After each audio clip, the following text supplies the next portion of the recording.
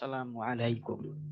আজকে দেখাবো কিভাবে আপনারা আপনাদের ইউটিউব চ্যানেল নেম পরিবর্তন করবেন এবং পরিবর্তন করার পরেও যদি আপনাদের পুরাতন চ্যানেল নেমটি বারবার শো করে তাহলে সেটার সমাধান কিভাবে করবেন চলুন দেখি।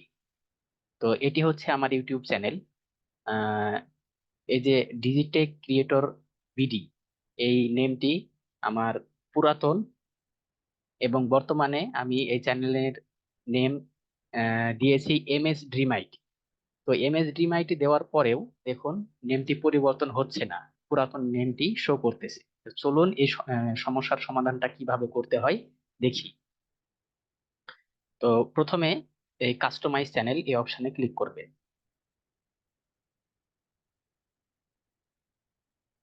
এরপরে বেসিক ইনফো এখানে ক্লিক করবেন।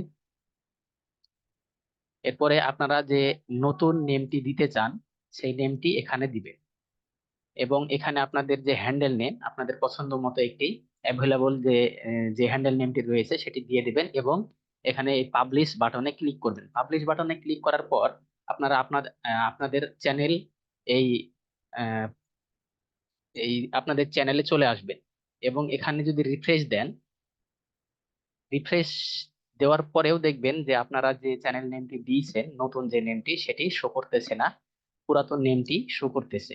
তাহলে পুরাতন নেমটি সরানোর জন্য আপনাদেরকে আরেকটি কাজ করতে হবে। তাহলে চলুন সেটি দেখি।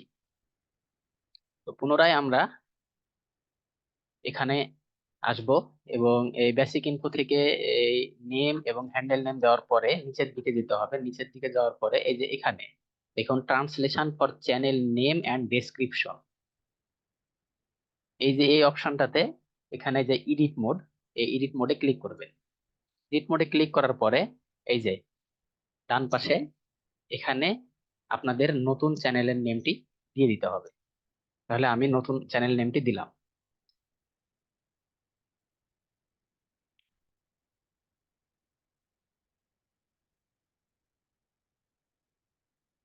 এম এস ড্রিম আইটি এবং এই ডেসক্রিপশনে আপনারা যে নতুন নেমটি দিবেন সেটি এই ডেসক্রিপশনে, যদি আপনাদের ডেসক্রিপশন থাকে তাহলে দিয়ে নেবেন, আর না থাকলে তো নাই, সমস্যা নাই।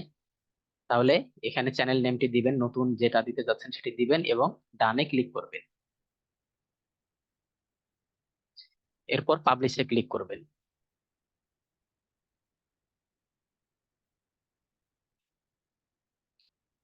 ওকে, পাবলিশ হয়ে গেলে এবার পুনরায় আপনাদের চ্যানেলে চলে আসবেন এবং রিফ্রেশ দিবেন।